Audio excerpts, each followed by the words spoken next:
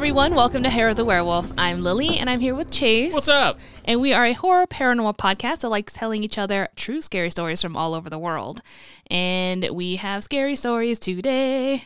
Yeah, well, I mean, we're actually recording earlier than normal. We usually record at night when everything's spooky. But no, we're middle of the day right now. But that hasn't stopped Lily from busting out her wine. Okay, when you say middle of the day, it makes it sound like it's 11 or noon. It's like 5. Yeah, it is like 5. It's fine, guys. Most people are getting off work, so yeah. I just see the sun up, and I'm not used to it. Mm-hmm. Not at least when we're recording. I'm just doing water today, keeping cool. My birthday's up and coming. I made drink on it, so I'm just savoring that day. Looking forward to it. But I am happy to mention that we finally saw the horror film Smile.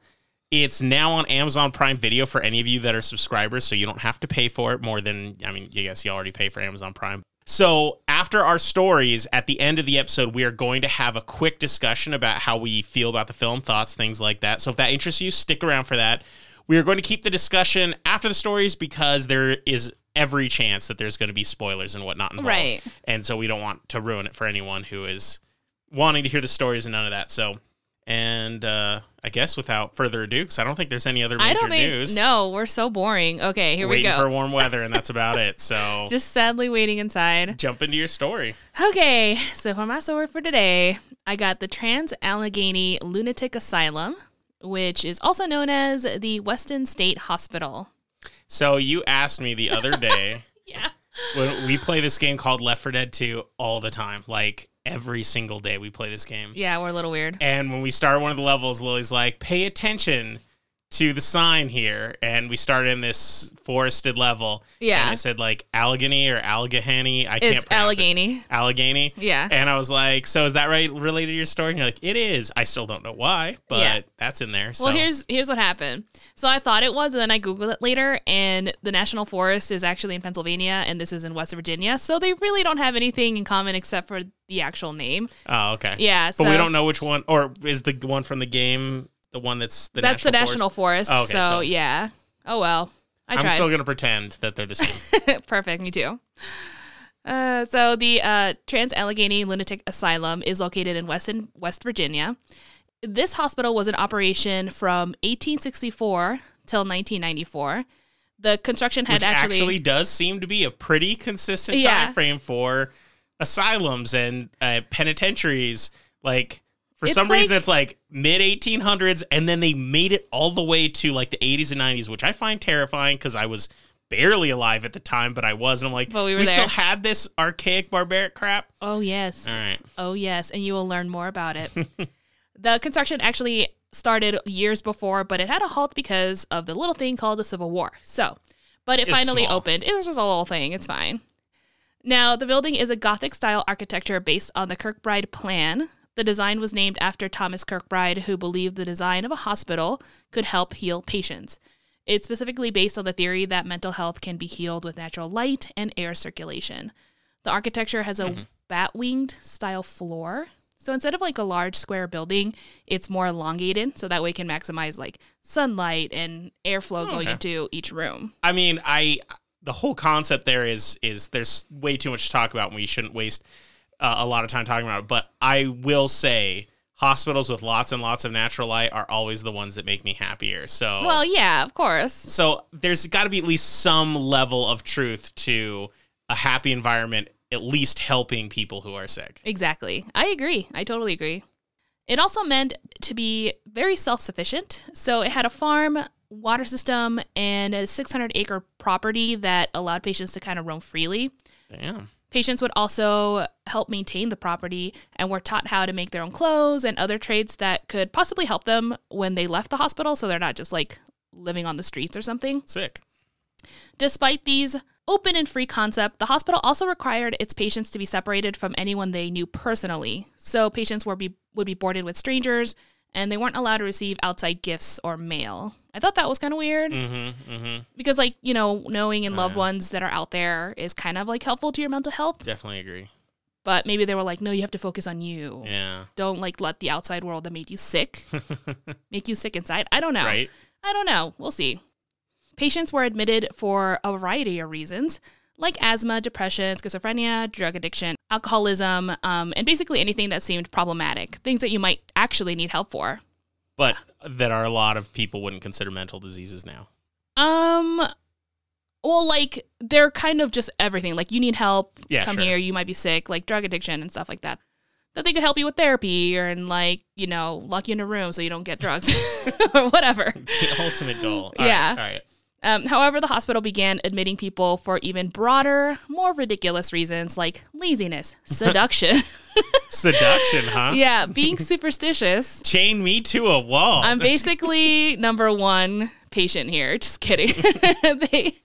But also they included domestic troubles, but this does not mean abuse. It means like the husband cheated on his wife. The wife didn't take it well, so he put her in a hospital kind of thing.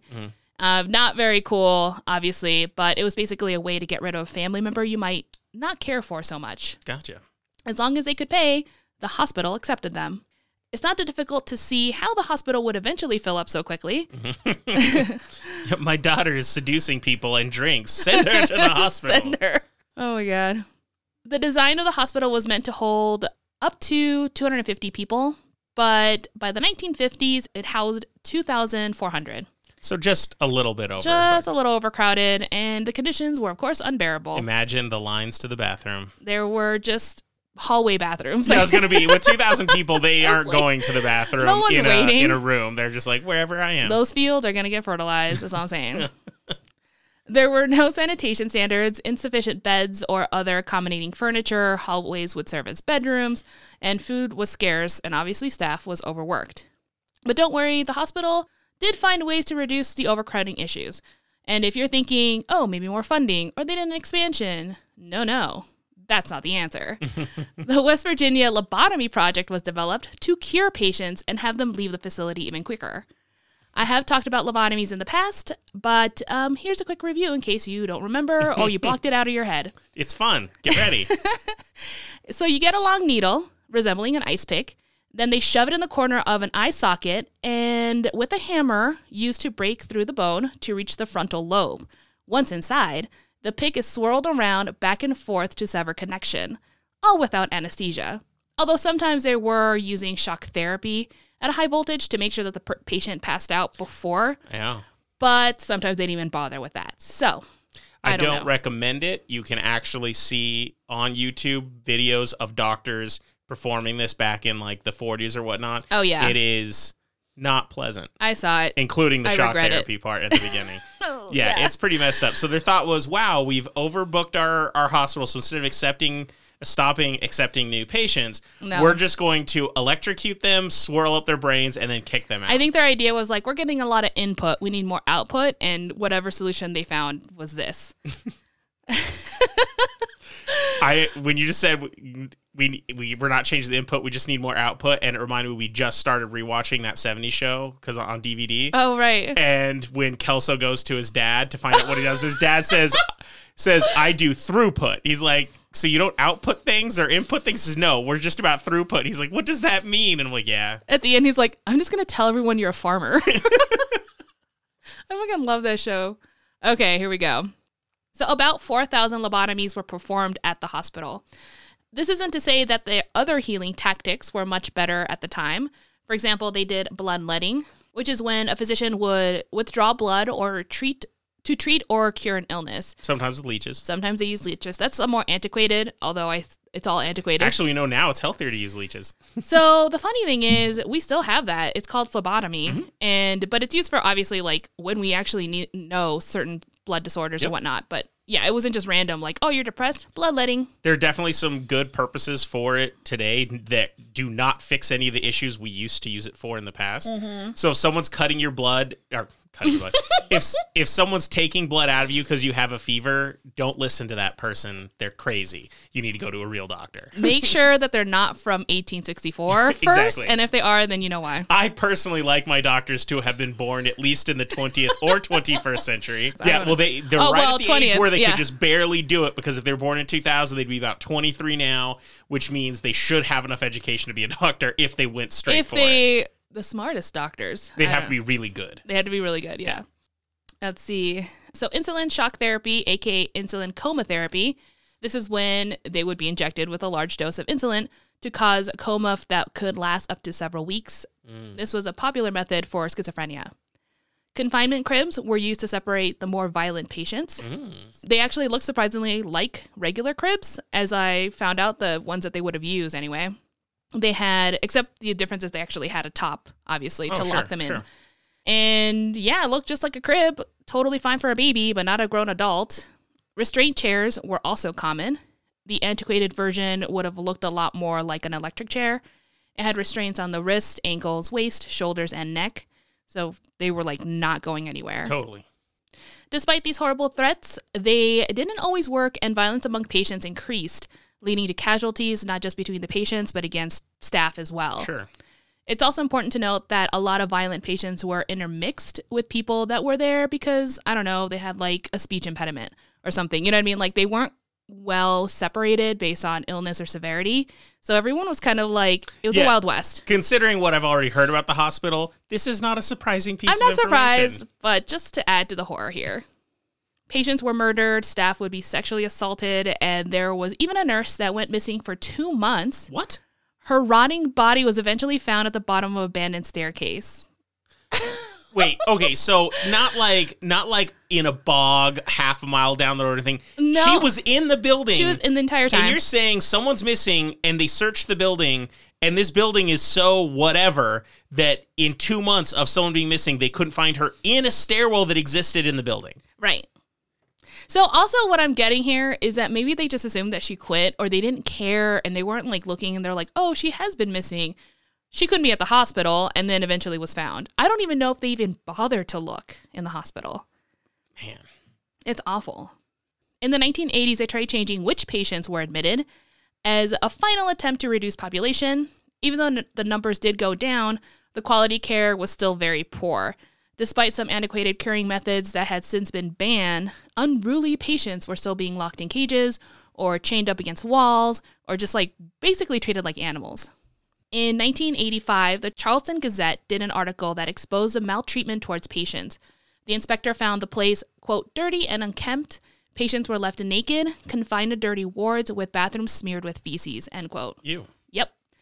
One would think that this article would have caused change and improvements to the hospital, some sort of embarrassment, like, come on, people. Something. But it didn't. The poor conditions continued all the way into the 90s. 7 years later, in 1992, the Charleston Gazette covered another story, again reporting the abysmal conditions, and also covered a story of a patient named Brian Scott B., who committed suicide, but wasn't discovered until 8 days later, due to neglect. So they weren't even going to check on him probably anyway. That's messed up. And then they were like, oh, we should see what this person we locked in a room 8 days later. Oh, he's dead. I wonder why. That's so messed up. Yeah. Many patients never got better and would end up spending their entire lives at the hospital, eventually dying and buried in unmarked graves. There's no records found on how many people died, but it's estimated by historians that it might be around 400 to 500 people. I did see another number where they said it could be up to 2,000 people buried at the cemetery, but I'm guessing that these were like documented and but there's so many more that weren't, so we don't know. Finally, the hospital closed down in 1994 after a new law on patient treatments were passed and the fact that the building was falling apart. They were just like, that too. We can't keep going. So here we go. After closing, the building remained vacant, but on occasion would open for events like church events, fairs, and tours. And just like any abandoned building, random people would sneak in, and you would think, oh, just like vagrants or teenagers or blah, blah, blah. You know, you're thinking of like horrible people. Well, of course. Well, actually, county police officers snuck in to play paintball. This happened in 1999, and they ended up damaging all 4 floors with paint. What the heck? Yeah, they actually did get in trouble, and it led to 3 of them getting dismissed. Wow. So, you know, you're like, oh, yeah, bad teenagers with their, like, spray paint or whatever the... Paintballs? Paintballs, something like that. But no, it's like, it's cops. In 2000, there were efforts in converting the building into a Civil War museum that included a hotel, golf course, but that fell through. And that did lead into a committee being formed to preserve the building and to hopefully find a decent tenant. Well, I mean, let's think about it. Commemorating one of the most deadly events in U.S. history, by putting a memorial in a very deadly building where lots of people died. There's some sort of poetic similarity there, but it almost feels like an injustice to the people who died in the building because they're forgotten. I mean, they're kind of forgotten. I think if they did a memorial or like some sort of museum that honored everyone, that's fine. Mm-hmm. But the facility actually was a base camp for an infantry, I guess, like during World War or the Civil War. Okay. So it was like actually important to the war for a while before it even became a hospital. In 2007, the hospital was auctioned off for $1.5 million. The new owners opened it up for fall festivals, historical tours, and paranormal tours. Today, according to the website, there are many different types of tours you can take. So there's the historical and different types of haunted tours. Just one that lasts, I don't know, a couple of hours where you can like tour the place. And they also do overnight haunted tours. Yeah. And that brings me to my hauntings. Excellent. It's all building up to this. It's all building up, man. The haunted stories that have circled around this place started long before the hospital even closed. Here are some of the accounts that surfaced from when the hospital was still in operation and long after it closed. Staff members would quit after being there for a couple of days, claiming something was scratching or following them when they were alone. Now, granted, I can see how staff would just quit. I was going to say how awful this place sounded. I was like, I don't know exactly when these people are quitting, but if you're trying to come up with an excuse like this place is disgusting and awful and affront to humanity, you're like, you know what? I'm going to just say a ghost is haunting me. It was a ghost. I gotta go. But I mean, I think it could have been, I mean, there were staff that obviously did work there long enough. And then someone would come and be like, I don't know what is happening, but everything about this place sucks. And then just left. New life goal. You and me need to quit a job and blame it on ghosts and just see how it goes. Let's see how that goes. I can't work at this McDonald's, yo. It's haunted. And scare everyone as you leave. The nugs are scratching me all night. As they walked down the hallway, they would hear gurneys being pushed down right behind them, and there would be no one there. Crying, laughter, and guttural screams would be heard in rooms no one else was in. Now, one thing to note is that the walls were specifically built to be 2.5 feet thick, so it would be dense enough to muffle the patient's screams. So hearing the screams already would be weird if there was someone in there. Totally. But there wasn't anyone in there, and you heard screams. So that's a kind of a double whammy there. Absolutely. Of like, what the F. Apparitions of Civil War soldiers are often reported, as well as previous patients, staff members, children, and shadowy figures. There was one story recorded of a doctor who worked there and claimed to have seen an apparition and then feeling its presence all day. They also believed the apparition followed them home afterwards. Ooh, stalker apparition. Yeah, they quit right after that. But did the stalker keep at their house? I don't know. So I actually saw this in 2 articles, and one of them said that it like lingered on for a while. I don't know what a while is, but that's kind of creepy. Seems like a creepy version of like, what is it, the eHarmony ads? Where they go like, where it's supposed to be like the app that's meant to be deleted. Like once you find that person's like the ghost is like, you found me. Yeah, it's like, oh, I don't need this haunted building. I need you. More ghosts. We're good. Forever now. For any of you that watched, was that Say Yes to the Dress or was that Bridezilla's? Some sort of wedding thing. It was Say Yes to the Dress. Okay. Oh my gosh. You went on a binge of that. Well, it's like, it was when we were in England and it was just like on TV the whole time. I don't know why. Anyway. There's also what people call the spying apparitions dressed in white. These spirits will follow people throughout the hospital and then ever so often make their presence known by peeking around doorways. Ugh, I hate that. It could also be that they were just understaffed with nurses, and this is how they described the few times they saw a nurse. They're like, oh my God, it's a nurse. Oh, no, she's white. gone. She's gone. She just peeks, leaves. No wonder conditions are so bad here. Are you alive? Okay, bye. Not dead yet? Since the hospital closed, it has been featured in every popular ghost hunting show you can think of. It even had a cameo in Fallout 76 under the name Fort Defiance. Okay, this is upsetting because that's the only Fallout I have not played. Oh, no, I was going to ask if you knew about it. Because I'm a Fallout fanatic and I love them all. That's the one I didn't play because it was a always online one where everyone plays online. Okay. And when it launched, there was a lot of brouhaha about problems with it and blah, blah, blah, blah, blah. Our friend Graham, he was playing it and he said it was really good and I wanted to, but I just...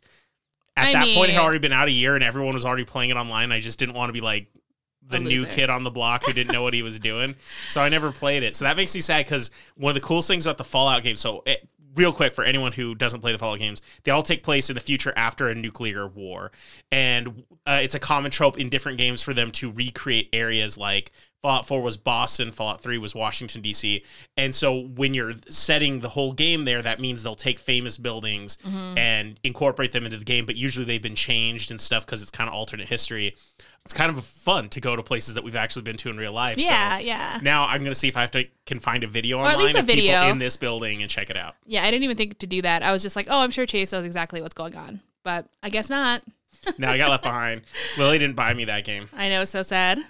She abuses me mentally. By not buying him video games. Oh, that's good enough to send me to the hospital. I should go there. Oh my God, I should tell them. I didn't buy him a video game. Take him. I'll offer him pennies. Anyway, this means that enough investigations have been done to reveal information of who might be there, like ghosts specifically. And here are some of them that have been identified. Perfect. The first is Ruth. Ruth likes to hang out on the first floor. No one has figured out why she lurks these halls, but what people do know is that she hates men. They tend to be the main target.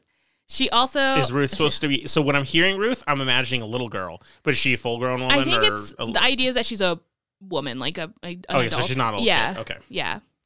She has been known to throw people against the wall or scratch. Oh, damn. Yeah, it's pretty aggressive. Hardcore.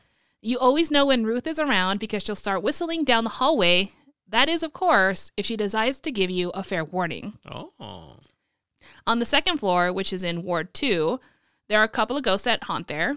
One patient was murdered in his room where he was stabbed 17 times by another patient. In a different room, 2 patients committed suicide by hanging themselves from their curtain rods. Today, people will see shadowy figures in that room. And during EVP sessions, it's common to hear, "Get out." On the third floor, there's a man who was also murdered by his roommates. First, they tried to hang him, but that didn't work. So they ended up bludgeoning him to death. Activity picked up in this area suggests that his torment soul still roams the halls. Wow. Moving on to the fourth floor. On this floor, there's a spirit called Lily, who was born at the hospital after her mother committed suicide. But other sources say that it could be the little girl that was dropped off at the hospital after her parents were killed during the Civil War. Either way, she was orphaned and lived at the hospital all her life. Unfortunately, that life was short after she died from pneumonia at 9 years old. She likes to hang out in the room located on the east corner of Ward 4 that people call her playroom. In this room, you'll see plenty of toys left for her to play with. Investigators have captured her crying and laughing. She is known to be very mischievous. For example, she would throw her toys around and whisper in people's ears. There's also an AVP capturing her saying, "Thanks for the snack." So she kind of like has some fun, but unfortunately... So she's the nice one. She's very nice. She'll be like playing tricks. She might like poke you on the knee or things like that, you know, what little kids might do. So she's not threatening really in any way.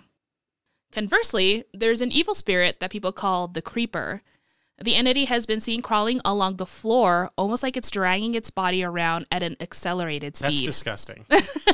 That bothers me. Yeah, so you have like Lily who's like super cool and you're like, oh, this isn't so bad. And then you have this other ghost who's like dragging its body, trying to scare you. I mean, it's very weird. So you really want to be careful. It's an eclectic haunted site. It's a very eclectic, yeah. There's a ghost called Jacob Ayers. This spirit will walk down the hallway looking for his beer. During an investigation conducted by the Ghost Hunters team in 2008, they learned through the admissions paperwork that in 1892, Jacob was admitted to the hospital for alcoholism and for being delusional. He would roam around the hallways asking everyone to give him his beer back, convinced people were hiding his alcohol.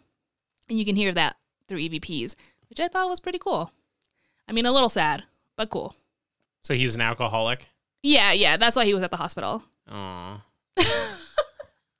So hearing all these stories, you know, the people who hung themselves and now they're shadowy figures and the alcoholic who died there and everything, it really makes me really worried to die in a really sad place. Yeah, right. Yeah. Both, and I mean that both in a physical location, but also a mentally bad place, because I'm just hearing all these stories that makes me wonder, what if I'm stuck there? If I do that, it's kind of like, just try your best to get through this and get out of here. Yeah. Because you don't want to be stuck here for eternity. It's like in your own torment and you never moved on. Not in the living and not in the dead. It's really disturbing.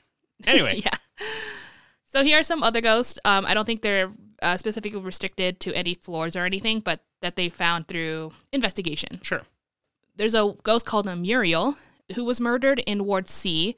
She was strangled by a piece of cloth that was found around her neck. Before she was murdered, she was tied to her bed by her hands, waist, and feet. It was revealed by her roommate that committed the crime after she confessed to it, saying that she committed the murder because of improper advances that were made towards her. So these are like kind of things that people picked up, like mediums is what I'm saying. Yeah. Okay, I hope I made that And clear. I would say that's a very believable kind of horrible thing to happen. So yeah. It doesn't surprise me. Like, I can believe how this could be true. Yeah. Jim James is a ghost that has been heard asking for a cigarette. In fact, one way to get this ghost to talk is to offer him a cigarette. Nice. If you don't have one on you, the tour guides actually provide them for you, so you can kind of use them as incentives. Hey. Yeah. But then what happens to the cigarette when you offer it? Well, I mean, like, you might catch her on EVP or, like, some sort of activity. You might hear something. That's kind of what I mean. The assumption is there's not going to be a floating incorporeal I cigarette going around. So my assumption then is they offer it and then they give it back to the tour guide. So these tour guides are, like, got some, like, cigarettes that have been handed or offered, like, 300 times. I mean, possibly, unless they're going to smoke them later, which would be weird. Tour guides. I don't know. Exactly. Maybe they're fake cigarettes. I don't know. Candy cigarettes? Yeah. That's when you get, like, the walls start shaking. It's like, what shit is this? Oh, my God. So those are kind of like the big highlights and the hauntings that happen in this place. I also have some reviews for you. Perfect. My favorite part. The favorite part. Seriously, I think I want most of my stuff to be reviews, but that I think would be a weird podcast. It would be weird. Maybe it probably would be. So Willow M said, I went on the daytime paranormal tour. A ghost scratched me. 5 out of 5. Donald Kaseji, 2001, says, so we came as a group of 14, and we all experienced a lot of things happening with our electronics. I saw a quote-unquote mimic or clone of someone who I thought I was following, and he disappeared. Interesting. Very trippy. I would also like to point out that you said this asylum was running into the 90s. He saw this in 2001, meaning it had been closed down for less than a decade. This is when he created his account. I don't know if this is when he went. Oh, you don't know if that's when he This is part of his username. Oh, okay. Yeah. Oh, I thought it was like from 2001. I was like, Sorry. I was like, it was already being toured just a few years after it closed. Okay. No, it was like Never mind. one word, Donald Kaseji, 2001. Yeah, anyway. Who uses a date in their name? I don't know. This guy, Donald. Actually, one of my emails has a date in it. So You're so I lame. just passed judgment that is upon myself as well. The answer has been questioned. The question has been answered. I haven't even finished my wine yet. Oh my God. You wouldn't know it. Anyway, he said, very trippy. Someone got touched. Batteries died. A guy's phone overheated. Tons of activity. Highly recommend this place, and I can't wait to go back. 5 out of 5. Lori D. Now, this one was a review from October 2018. Wow, this place is legit. No fake props or modifications to the building to heighten fear. Just a lot of lost souls without a body or face reaching out. We got some type of response in every building that we went to. Flashlights turning on by itself to answer our questions, voices through a spirit box, shadowy figures, mist, footsteps, a door closing on its own, audible growls in some spots. You name it, we experienced it. Wow. That's like intense. Sometimes it's so overzealous, it makes me wonder if there's some lying. Like, at this point, maybe. if a light breeze blew through the building, she's like, oh, just got to chill, another Cold ghost spot, minute. yeah. Put it on the list. This place is well worth the money and travel time. We got a great history lesson, some tips on ghost hunting equipment, and a chance to reach out those still stuck in what was probably a horrible place. We'll be back. 5 out of 5. I love going to horrible places. Yeah. Jennifer L. We arrived at 8:30 and stayed till 4 a.m. We were with a bachelorette party of 12 ladies. We brought only flashlights. We had several amazing experiences. We heard voices, knocks, footsteps, mumbling, and screech. Some of us got our hair pulled. Oof, that's a bachelorette party. Ayo. And we saw a ball roll by itself twice. All in all, it was a great experience. It was very much worth the money, and I would go back and do it again. 5 out of 5. I mean, is that really the right place for a bachelorette I or don't bachelor know. party? Because I thought it was like to celebrate your last day of, and it's even this is kind of a misnomer of singledom because you're not usually single when you're getting married. Right. I didn't think he's like, well, we better go to a haunted building because I ain't dealing with hauntings after I'm married or something. What's going on here? I have no idea. I think it's just something to do fun because maybe you don't want it to act like you're single and you just want to have fun with your girls. Because the best thing to have when you're about to get married is your something borrowed be a demon. Hey, ghost, can I borrow you for a second? Oh, yeah, because if it's like an old blue dead demon, then it would be the something old, something borrowed, and something blue. Yeah, but how you got to give the demon back. Hopefully they know that. So Courtney G, this is from 2020. In one of the doctor's private offices my husband and I first went into, I had an overwhelming urge to throw up, and I thought I was going to pass out. As soon as we left the room, I was perfectly fine for the rest of the tour. I never said anything until later to my husband and told me he had a similar feeling in the same room. Now I wish I had said something. 5 out of 5. Almost vomited. 5.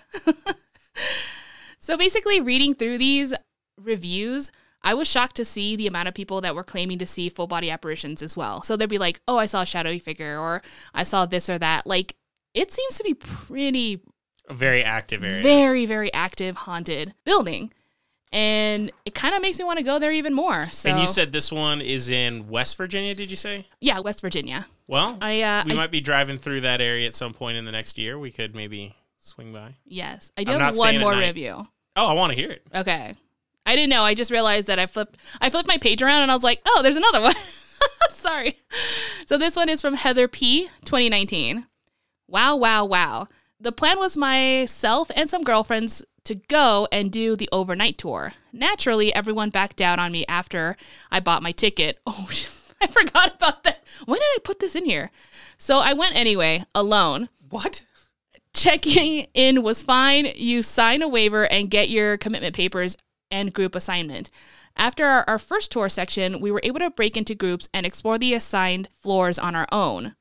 Genius me got sidetracked checking out the old medications and realized I was alone in an abandoned haunted asylum. After a few minutes of panic, I proceeded to head back to the break room where there's light. Using only my brand new mag light to lead the way, it began to flicker and go off. Really starting to freak out, I hightailed it to safety and I arrived in the break room grabbing a drink and stepping outside for some fresh air with the others. We went back to explore the rooms in more detail and to do our own investigations. As we were waiting for our group to meet to move on to the next floor, I began taking pictures with my cell phone.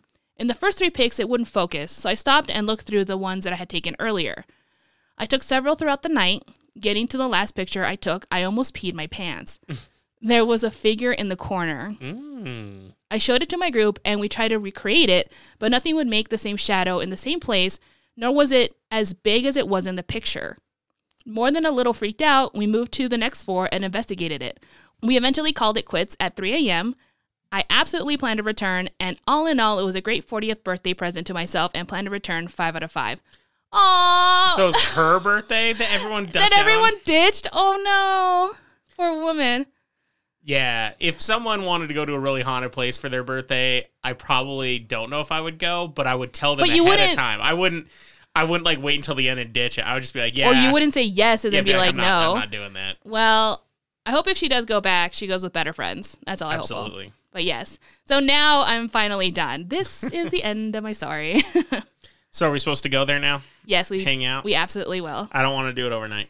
Oh, we don't have to do that. So it looks like the overnight, and when I was reading some of the other reviews, yeah, you get there like at 8 and you leave like at 4, but you're never actually sleeping. You're just kind of there for like a really long, extended ghost investigation. I could sleep in a building like that. I'm just saying. I would totally be like Bergara from the Unsolved, where I was like, I'll sit there in a haunted house all night, with my eyes open, darting around, ready to go, exhausted. I would just be, I couldn't sleep because I'm like, I just know a rat or a cockroach is going to like get on my body somehow, and I'm just going to freak out. Like, that's where I'm worried about. Ugh.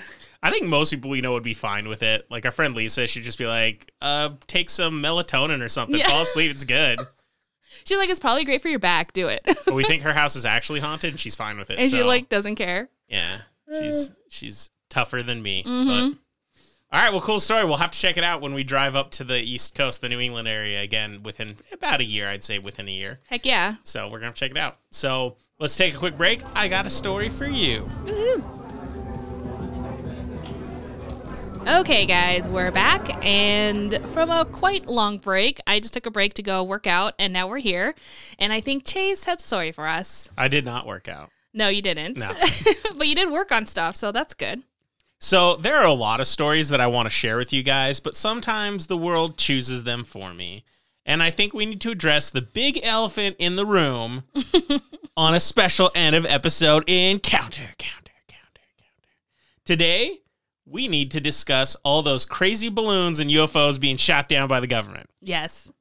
So as a practice, we avoid politics on this podcast unless it relates very specifically to our story, which is kind of common when it comes to UFOs. I'm sure many of our listeners are aware of this already, but recently, high-altitude balloons and other UFOs have been a rather hot topic in the news, at least in the U.S., So, I mean, I don't know if you guys are talking about it anywhere else in the world. Mm-hmm. So, it's big here, and that's why we're talking about it. Yes. So, apologize if that's boring. But it all started with the detection of a Chinese balloon floating over the United States. China claimed it was a weather balloon that went off course, and the military shot it down after it passed over South Carolina, kind of as it was going over the ocean. Yeah. And although most of the information is being kept secret, as you would assume, the Pentagon has officially stated that it was indeed a surveillance balloon. In the days following, several other objects were detected above North American land, all of which were also shot down. The only problem is officials claim they haven't found the remains of any of these other three objects yet.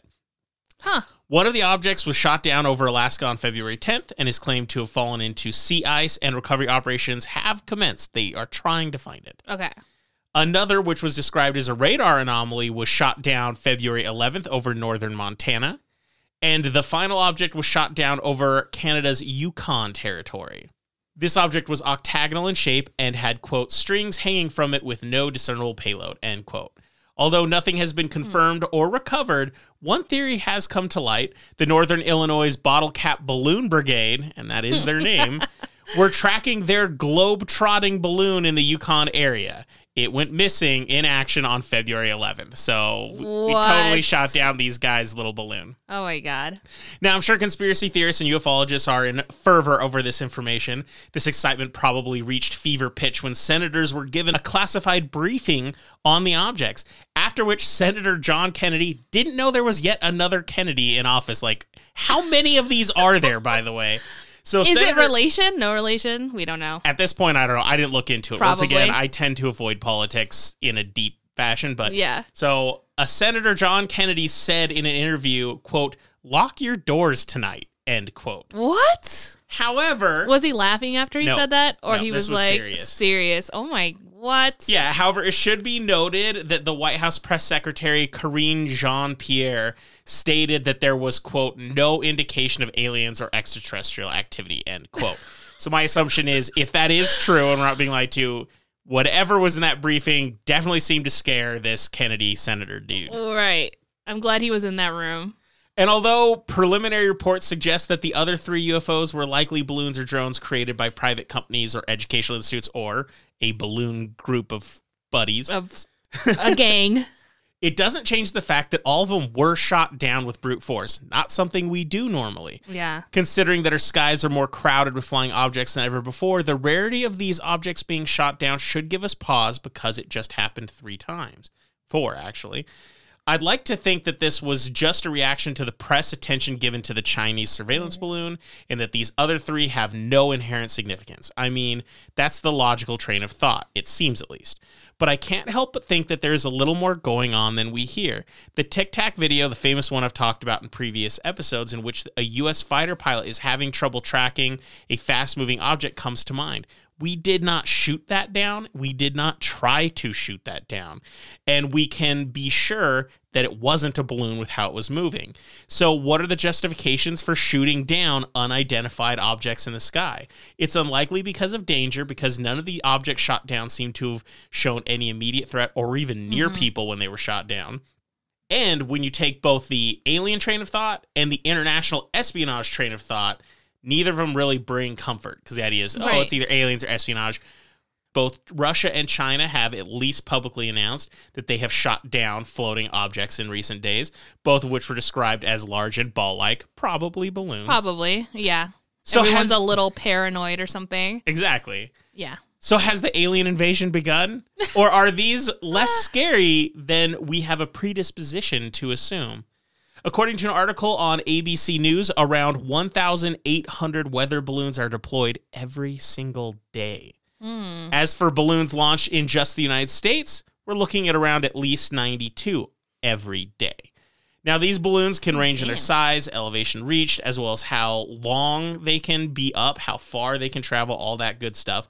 And most typically only travel 30 or 35 miles, but plenty can go considerably farther and be up a lot longer. And that doesn't cover all cases, especially when things go wrong. So the big question you might have is, if there are so many, why haven't you seen any in the sky? Chances are you have. And the number of well-documented weather balloons being misseen as UFOs is staggering. I mean, think about all the times when people say, I see a UFO, and people just say weather balloon, we roll our eyes. But when you realize that 1,800 of these go up a day, you're like, okay, this is a lot more likely, especially considering a lot of weather balloons are covered in kind of like a foil shiny material that make them it's very reflective, shiny and silver. The next time you see something in the sky, think for a second and go, that actually might be a weather balloon, because there's probably a shit ton in the sky right now. Because I think like a lot of people are like, oh, another one. And you're like, well, actually, there's like 82 deployed apparently every single day. So yeah, maybe. Yeah, so maybe.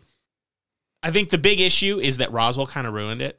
Sure. Because like Roswell is a big conspiracy where a lot of people think, you know, that absolutely was not a weather balloon. A lot of other stuff happened. So people are now going, oh, the government just says weather balloons. Well, that's also their fault. It's like, okay, but you said it was and it obviously wasn't. So you kind of lied to us and we don't believe you now. Exactly. Yeah.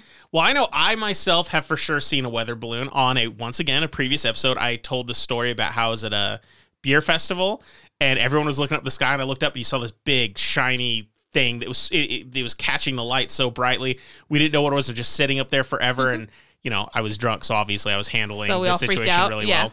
When I went home, like a couple days later, found out that it was a well-documented balloon launched from a southern city. We knew about it. So anyway, that's one I've definitely seen. And it was really freaky until people were like, it's probably a weather balloon. And I was like, yeah, it probably is.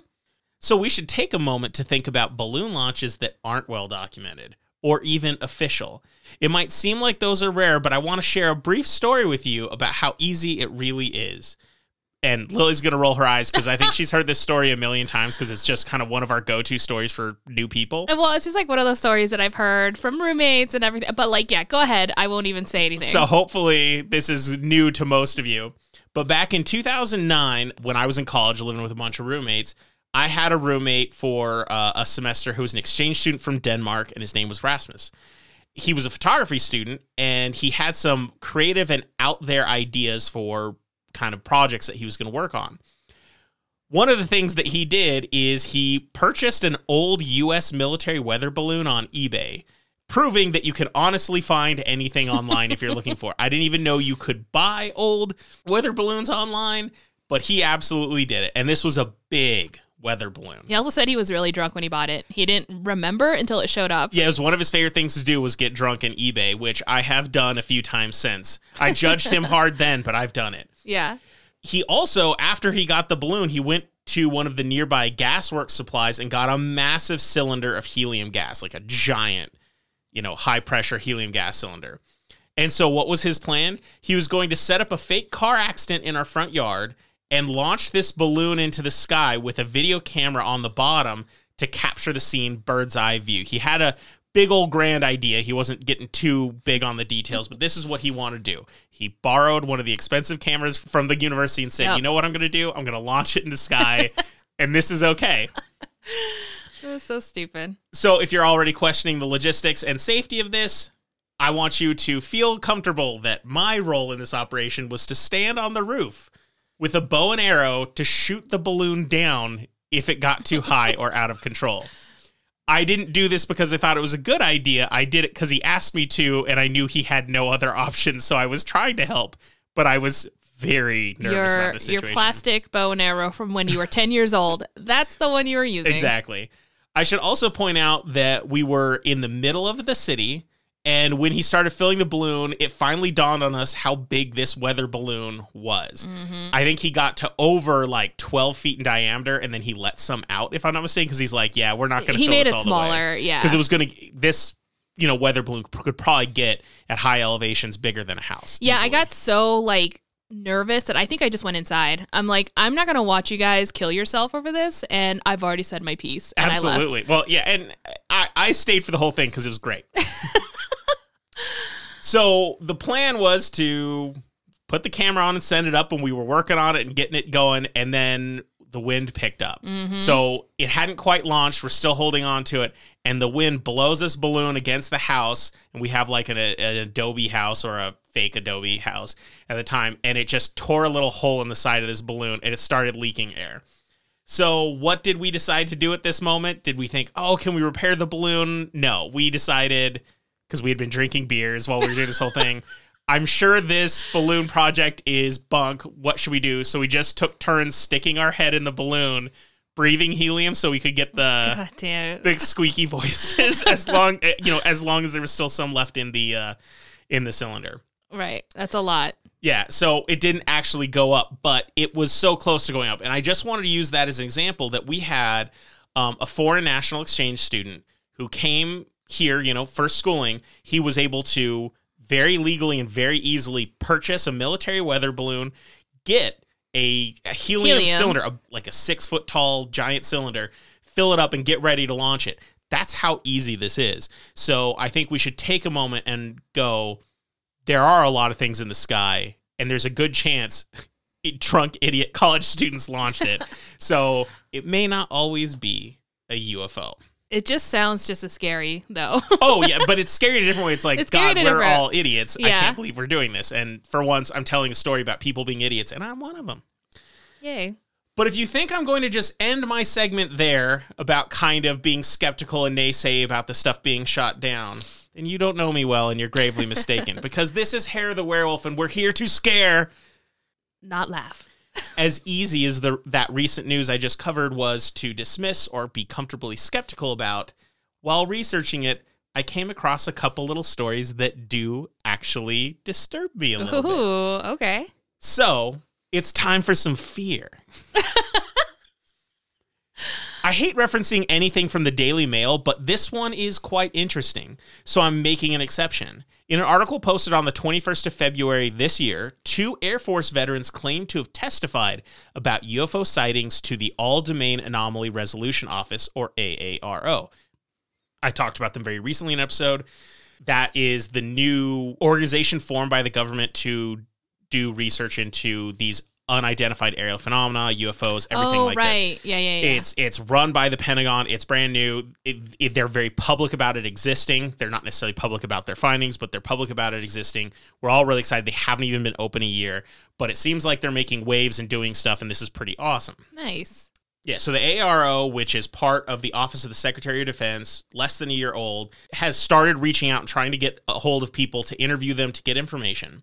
So what intrigued me about this particular story in the Daily Mail was that these veterans that they interviewed weren't talking about things that happened recently. Oh. They were talking about stuff from the 1960s. Oh, there we go. So if they thought it was interesting enough to get this information that is now 60 years old, this is kind of a big deal. The first report discussed in the article centered around the former Air Force officer Robert Salas. Could be Salas, not sure, who was in charge of ICBM launches at the time of his sighting. ICBM is Intercontinental Ballistic Missiles. The year was 1967. He was stationed at Malmstrom Air Force Base in Montana. On either March 24th or 25th, Salas alleges that him and several other officers noticed, quote, there was a large glowing, pulsating red oval-shaped object hovering over the front gate, end quote, which was near the Oscar Flight Launch Control Facility. But unlike most UFO sightings, where it is only a visual spectacle, something troubling actually happened. As soon as the UFO arrived, all 10 of the nuclear warheads located on the launch facility deactivated. What? Now, that's not something that's supposed to happen. And they all happened at the exact same time when this UFO was, allegedly outside. Was this like later correlated kind of thing? Like it was like, oh, we saw it, and then they were like reporting. No, this all happened at once. Everyone knew this was happening. Yes, they just saw everything they were in charge of falling apart. Oh, okay. For them going offline, what I mean is they deactivated, they were unlaunchable, and according to the article, it took several hours to get them back online and retargeted to work correctly. Oh my god! So they just all went out. So we're talking either a convenient system bug that happened right when this was outside, or it just happened at the exact same time. How long did it last? Like the glowing thing? Oh, it wasn't too terribly long. Oh, okay. If it mentioned it in the article, and I don't think it did, my assumption is minutes or less. Okay. As you can imagine, this issue was investigated and no official cause was found, or at least declared. Salas claims that him and his fellow officers were interviewed and had to sign NDAs about it, which makes sense even without the UFO. This was the height of the Cold War, and we're talking about like nuclear safety and everything. But Salas has been outspoken about trying to get people to hear his story, namely government officials. Good. The second report discussed in the article was from former Air Force officer Dr. Robert Jacobs. He's a doctor now, if I have that correct. At the time of his alleged sighting, he worked with a team that filmed test launches at Vandenberg Air Force Base, which is located in California. His team was specifically in charge of the telescopic camera. On September 15th, 1964, so this was a couple years before the one we just mentioned, his team captured unusual footage on film. Okay. I'm going to just read Jacob's transcript because it sounds better than if I tried to rewrite it for you guys. And then I hope I missed it. I probably did. But this is also in Montana, the same location, or is this? No, this one is in California. Oh, California. I think. Okay, yes. Okay. Yeah, this one's in California. All right, so here's the transcript of what he said. Quote, "We watched the third stage burn out, and into the flame came something else. It flew into the frame, and it shot a beam of light at the warhead. Now remember, all this stuff is flying at several thousand miles an hour. So this thing fires a beam of light at the warhead, hits it, and then it moves up, fires another beam of light, goes down and fires another beam of light, and then flies out the way it came in. What? And the warhead tumbles out of space. The object, the points of light that we saw, the warhead and so forth, were traveling through subspace about 60 miles straight up. And they were going somewhere in the neighborhood of 11,000 to 14,000 miles an hour, which this UFO caught up to them, flew in, flew around them, and flew back out." Oh my now, God. I saw that. I don't give a goddamn what anyone else says about it. I saw that on film. I was there. End quote. Oh, shit. Yeah, I like that. I want to point out that this guy's a doctor, and I don't know if that means medical doctor. I think it's like a PhD doctor or whatnot, but he seems pretty adamant about this, and I bet he's gotten a lot of crap about it because you don't respond that way. He's very defensive, but he's also very thorough about it. He's like, this is exactly what occurred. I'm not just saying like, oh, we don't know why this was here. Like, we had something going on. This interfered.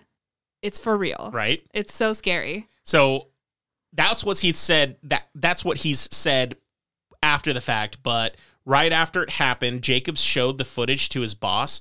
Could be Major Florenze Mansman. That's literally the name I'm getting, Mansman. As well as 2 CIA officers. A 1987 letter from Mansman confirmed Jacobs' story, saying they saw the footage 4 times before the CIA took the footage and, quote, shipped it to an undisclosed location on the East Coast, end quote. He also mentioned in the letter, quote, "I ordered Lieutenant Jacobs not to discuss what he saw with anyone because of the nature of the launch, the failure of the launch mission, and the probability that optical instrumentation showed an interference with normal launch patterns," end quote. In regards to the object itself, he claims it was indeed saucer-shaped. Oh, whoa.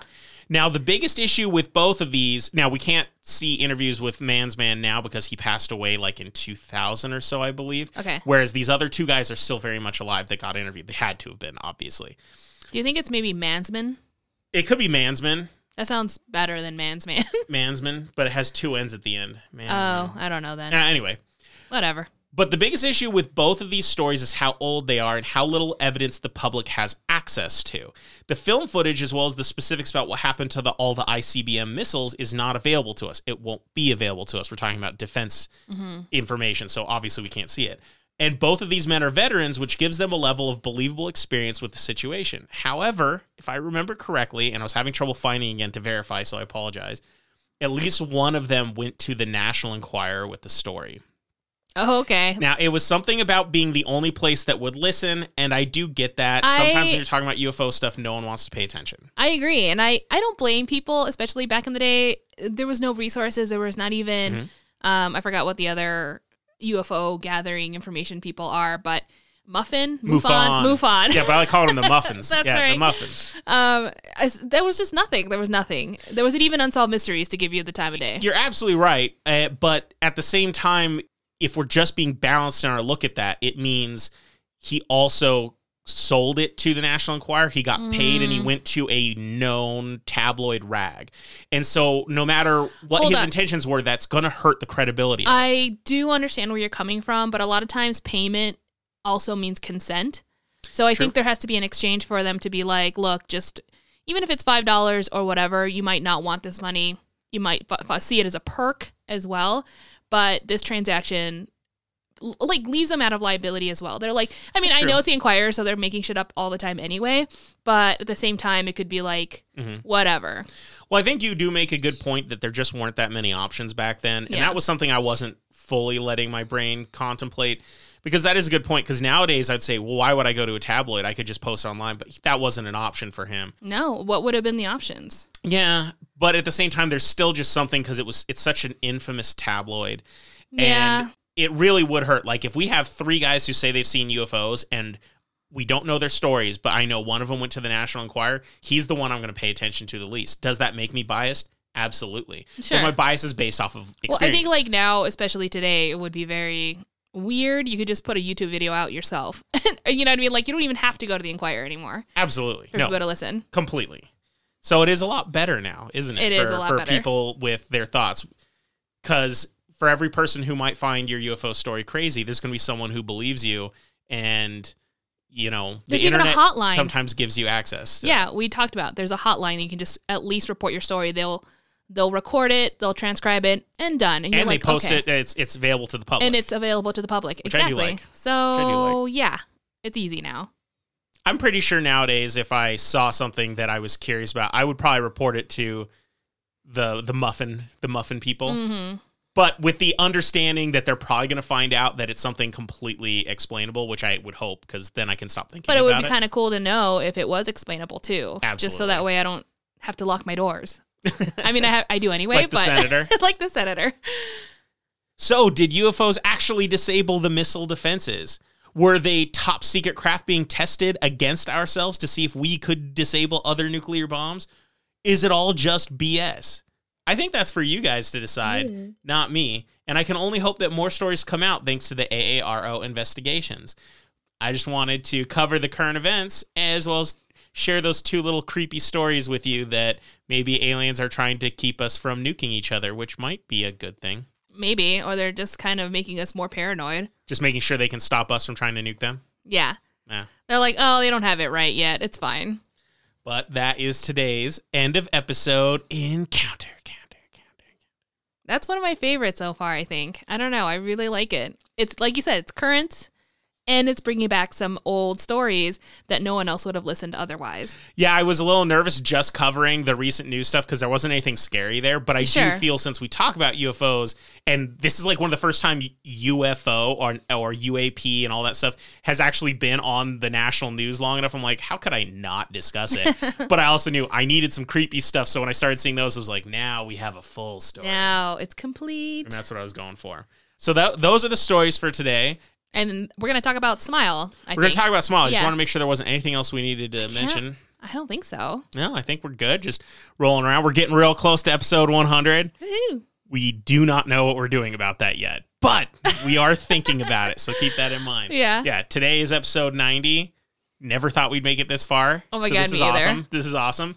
And so with episode 90, we're going to talk about the movie Smile. Now, we always do our movie month for October, and that was a big new. It had just come out, and we couldn't go to theaters to see it, so we had no way of seeing it. It was too expensive to rent, so we didn't go for it. But we were interested. We thought the trailers looked pretty interesting, but I wasn't like super sold on it. Right. I was kind of like, that could easily be a bad movie. Honestly, or a good movie. Yeah, when I saw the trailer, I really got the whole jump scare. Like, they really push it, obviously, for younger audience, but also anyone who just likes that kind of that type of horror that's faster and, you know, constantly like in your face. And that's how it felt in the trailer, and I was glad about it. Yeah. But it was so much better than I expected.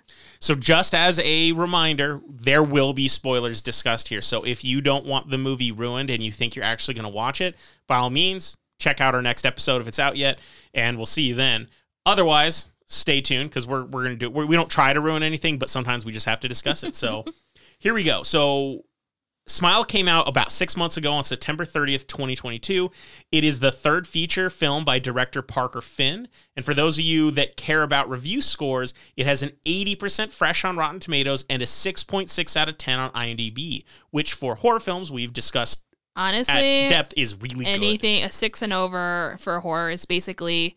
It's like Oscar worthy. It's like a high 8, 9 for a normal movie. Right, exactly. Because IMDb definitely seems to not like horror, and I don't think it's because it's a horror very polarizing. fans aren't there. I think it's because fans of anything. I'm a huge fan of so many different things. I'm a comic book fan. There's video games that are like, the more you are a fan of something and you see what fan culture is, fan cultures are built around hating things as much as they love them. So I think that's kind of where it is. Yes. I will also say, I think the best thing about this movie was that I think it's like some of the other horror films, the less you know going in, the more it's going to be able to hit you hard. Because it had been so long since I'd seen the trailer, I couldn't even remember what it was about when we actually watched it, except that there was smiling in it. That's all I had. I absolutely remembered the trailer. I don't know if I would say like the least you know, the better. Not in this movie in particular, especially since the trailer doesn't really give you a whole lot, except obviously this person is hallucinating and seeing people appear a little weird and different within her own perception. So that's what the trailer provided. Absolutely. Yeah. So the film stars Sosie Bacon. I have no idea if she's related to Kevin Bacon or if she just has an equally delicious name. She plays Rose Cotter, a psychologist who helps people suffering from various traumas and psychological issues. Very early in the film, before they even show the title, she talks to a patient who is undergoing a massive episode. She is seeing an entity that no one else sees. She describes it as sometimes wearing other people's faces as masks, and that it always has a smile. But not a pleasant or happy smile, a disturbing and creepy one. After a fit of rage, the patient then slits her own throat in front of Rose, making a very disturbing smile while she does it. After this incredibly traumatic experience, you see the title, and Rose is understandably upset. Only weird things begin to happen to her that mirror what the former patient described. Yeah, so it's like she caught a cold, like she caught her mental illness, which is it's a very strange thing to think, right? Because we don't think about mental illness that way unless it's like syphilis. I do though. Yeah. and I want to go to that in a minute, which is why I think this movie really worked for me. But yeah, exactly what you just said is that it's like she caught this mental illness, which brings about a lot of questions. One, it makes it similar to It Follows because it's the idea of a haunting or horror can be transferred between people. One of my really faves. Brilliant idea. Yeah. But it also makes you question during this entire film, is she actually crazy and just seeing things, or is this an entity or an incorporeal being that is moving between people? I think if you really pay attention into the movie, you really, really can't tell which one it is. Especially, and again, this isn't like a spoiler because this is constant throughout the movie, where she's having basically massive psychotic episodes. Yeah. Where is it the entity creating this world that she can't escape? Or is it just her own mind betraying her? Crazy, yeah. Yeah, and you're just like, I don't know, but it's amazing. And I will also say that the idea of a smile being creepy, I mean, there's always the uneasy smiles that everyone talks about, but I would have never thought someone could make a horror movie where people are smiling and it actually was scary. But they kind of succeeded for me. I don't think it's going to work on everybody. Yeah. But it did work on me, and for other people it works on. It's a pretty unnerving feeling, but I can see how it wouldn't work for others. So let's talk about why I think this movie worked for me. So I don't even think I mentioned, I loved this movie. I thought it was amazing. Yeah, I think it was obvious. I thought it was great. I've always had a fear ever since I was a kid about losing my mind. I don't actually know where the origin of that fear comes from, but I always had this fear of going crazy. This idea that what's going on in your mind is not representational of what's actually happening in the world, and there's no way of controlling that. I can't think of anything scarier than that to me. Apart from, dying. Sure. And so losing my mind has always been something that scared me. And for some reason, just as weird as my fear of going crazy has been, I've always had this weird feeling that mental illnesses were somehow infectious. Now, I know scientifically that is not true. I know that doesn't happen. I know the science there, and I believe it, and I know that to be true. But it doesn't change the fact that ever since I was a kid, I've always had this feeling that being around crazy people, you could catch crazy, which I'm sure is something that people are like, I can't believe how insensitive it is. I can't change how that makes me feel. Well, I don't think that's necessarily something that people don't inherently might feel initially, but I don't. So, like, for example, just to not trying to bring back my story, but a little bit, people that were admitted into the hospital, they did say once they were released or whatever, they had some sort of trauma because they were around such a hostile environment. Yeah. And I'm not saying like they caught schizophrenia or anything, but they might have had to do things to survive. And then themselves are now mentally ill because of such horrific experiences that they went through. I mean, again, this is a very specific, horrifying situation, but I can kind of see what you mean. Like, you're like, I can't focus if I'm around people that are not stable, and Agreed. And this is like a hard dose almost. Well, and then there's also the stories about how like people who have lots of cats are more prone to developing schizophrenia. What? Yeah, and the question that was raised when that came out was, is it because the kinds of people who would just get lots of cats are already predisposed to that, or are they getting it from the cats? And, I've never heard of that. But I read that story like 15 years ago, and so I don't remember the details. It could have been like one of those, like, maybe, but I don't remember not. the details, but it did not tell me that, you know, schizophrenia is contagious or anything like that. Sure. But it was still something that spooked me. And so this movie literally took a very irrational, dumb fear I have, a fear that I know is dumb. And they said, let's just pretend that's real. And that really grinded my bones, and it scared the crap out of me. And that's one perspective, or you can really believe that you're cursed. Yes. This is a supernatural situation. It is not you. It's not your fault. You just happen to be the next target, just like in It Follows, where you're infected with, it's like a disease demon, or like a disease, I don't know, supernatural haunting entity. And that's like the one that I was following to begin with. And at the end, I was kind of a little, oh, you never know, like which one it is. Not that I was confused, just, you know, it left it open for interpretation. But I find both absolutely terrifying. Going crazy or being possessed by an entity are both kind of the end of the road, especially because, as they establish in this movie, everyone who's had it before has died. Yeah, and that's a guarantee. And they die within just a few days of getting it, and they always get it because they've witnessed someone killing themselves. Mm-hmm. And the idea is that everyone who kills themselves is possessed by this entity or mental illness, and it transfers to someone who witnesses it. And so this movie is her descending further and further into a state of terror, be it psychosis or possession, and trying to not die. Right. I think for the most part, the pacing, everything about the movie was really well done. I think one of the things that makes this movie really work is the director has a very he has a really good eye, though. But a unique approach to making an image look creepy and unsettling that anyone else directing it or any other cinematographer shooting it would not have looked as creepy or anything. Like he found out how to get it right. He did exactly, in my opinion, what It Follows did.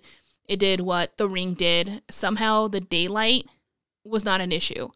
Like a lot of these shots were during it was during the day, and it was still very scary. It didn't need the dark. It didn't need what's in that corner. It was its own entire atmosphere. Yeah. I don't know how they do it in the cinema. Like, honestly, I don't know how directors do this, but it was amazing. Yeah. It was a great combination of audio, music, visuals, great acting. I mean, the acting in this movie is phenomenal. There's a lot of familiar faces in this that have smaller roles, but everyone does a great job. The big names that are in small roles and the small names that are in big roles. Great. It was absolutely fantastic. I do have one major complaint about the film, though. At some point, what's going on in her head, be it a psychosis or a possession, manifests into a physical entity that she sees and interacts with. And I did not find that scary at all. In fact, it looked like a high school goth kid. What? Wearing somebody else's pajamas. I would say I will never want to go to your high school if that was the case. Anyway, okay, so here's the thing. The guy in this movie has that. No, they don't. So I would say that the ending was actually more impressive once I learned a little bit more about it. And this actually just popped up because I follow a subreddit on Reddit that's horror, and they talk about this movie. And the one thing I learned was, I guess that's mostly, it's not CGI. It's not animated. It's like real. Oh yeah, I think that's the same guy who, I could be wrong, but he kind of had that long gangly body. I think he was the guy who in played, Rec. Yeah, I think he was the guy at the end of the American version of Rec, I think. Yeah, yeah. I could be wrong about that. I did not look into it. I just assumed because there's like this one guy who is regularly used for creepy stuff. And he's often used. Yeah, exactly. I mean, this is what he does. I mean, I'm not trying to, again, spoil, but the entire thing that you would be like, oh, they probably just did a CGI. No, these are all like real shots. This is tangible. So I think I loved that. Yeah, the movie feels very surreal and out-of-body experience, but not because you're seeing visual effects, but just because the way the camera is shot, the way the people are moving, the way it is lit removes you from reality, but it is also still very obviously reality. So it's not fake I don't know. Stuff. It did a really good job. I recommend it. Absolutely. I want to say other things to people who are concerned about things that they do and don't like about horror films. I can guarantee you this is the kind of horror film that you may love or you may hate. It's either going to get you or it's not. And so I apologize if it wastes your time and you're one of the ones who doesn't get. But it should say this movie is not full of nudity. It's not full of cussing. There is some blood because you do see some people kill themselves, but it's not like a hyper-violent movie. It's not a gore fest or anything like that. This is a very psychological horror film, and I would say it is a horror film. Oh, yeah. It's not a thriller. This is a horror film. If you find yourself particularly squeamish, with the exception of the scene we already described about the girl killing herself, most of the stuff is not going to make you squeamish, but it will make you... It's terrifying. So that's kind of just to give you an example of if you're trying to avoid certain kinds of movies. But I loved it. I thought it was great. I actually can't wait to see it again. Oh, I keep thinking about it. I've all rewatched the time. the intro 3 times now. You have? Yeah, well, I needed to kind of just really wrap my head around what I was looking at. Okay, fair. Had I known how much I liked it, I would have absolutely gone and seen it in theaters. Not because it needs to be in theaters, but I wouldn't have waited 6 months. This movie was, I think it's going to be kind of like a lot of people talked about other horror movies like, oh, this is great.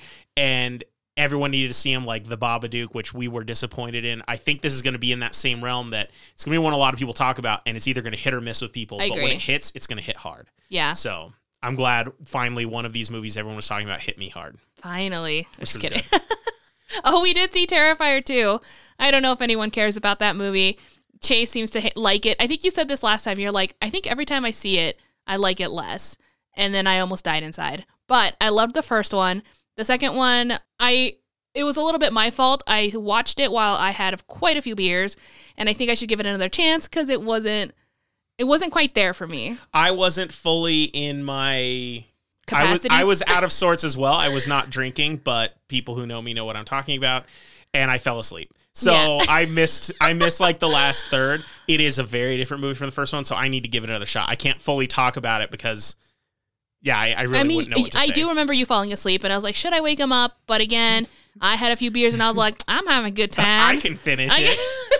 So I was like... That's the same, right? That's the same. I'll tell him later. So sometimes I fall asleep. Yeah. It happens. It happens. But anyway. We'll give it another shot, and once we've really seen it, we'll probably discuss it again. In fact, it might just be one of the movies we do next Halloween, a double feature day, and we could really discuss it. I mean, it's not like I can wait on that one and put it on the list. Although with Smile, I'm going to watch that again soon. So we'll see. Oh, yeah, and I'd love to watch that one with you. I think we need to show it to our niece, Olivia. I think it's a high school appropriate movie. Get ready. I think that brings our episode to a close. We've got a few things to discuss. We've got a couple treats on the horizon that are going to come out by the time we have our 100th episode. Mm-hmm. But we are working on a project that involves videos on YouTube. So, oh, that's right. Yeah. Yeah. So we might be playing video games, horror video games, and doing our commentary during it. It wouldn't be part of the podcast, but it would be a Hair of the Werewolf thing that we put on YouTube for people who are interested in that. Because I know not everyone who listens to podcasts would care to see that. So it'll kind of be a separate thing, but it'll be our wonderful therapeutic voices discussing horror while we play video games and stab things. Man, their voices. I need that more in my life. Well, there you go. Yeah, you could just set the videos as like an alarm clock in the morning. Start your day off right. You're like the screeching. Just the shaking. But anyway, so a few fun things coming between now and our 100th episode. I'm really excited. We hope you guys are here for it and that you guys can give us feedback and let us know what we're doing right. Yay. So thank you guys for joining us at Hair of the Werewolf. If you have any comments or questions, please drop us a line at hotwpodcast@gmail.com. To any new listeners, we hope you enjoyed it, and make sure to catch our next episode or deep dive into any of our previous episodes. For our longtime listeners at work or driving, have a safe day. And for those of you that are drinking, we hope your tomorrow isn't too rough, but don't worry if it is, because the best cure for a hangover is fear. Bye. See ya.